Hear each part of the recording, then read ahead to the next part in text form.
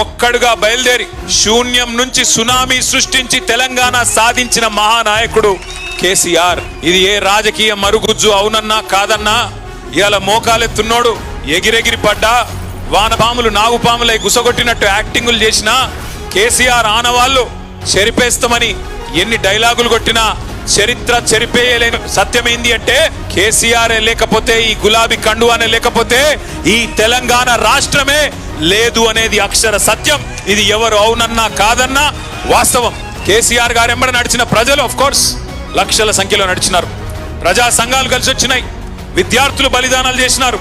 కానీ కేసీఆర్ నడుం బిగించి మొదటి అడుగు వేయకపోతే ఆ తర్వాత 14 ఏళ్ల చరిత్రనే లేదు. కానీ ప్రారంభించినాడు ఏముండే? మనీ పవర్ లేదు, మజిల్ పవర్ లేదు, కులబలం లేదు, ధనబలం లేదు, చూపెట్టే మీడియా లేదు. ప్రతికూల శక్తులన్నీ తెలంగాణ వద్దని కోరుకునే శక్తులందరూ హైదరాబాద్ లోనే అడ్డాబెట్టి ఎట్లా నడుపుతావో చూస్తాం, తొక్కి పారేస్తాం నిన్ను అని ఒకవైపు హుంకరించడాలు, మకల ఉట్టింది పుబ్బల పోతది అని శాపనార్థాలు.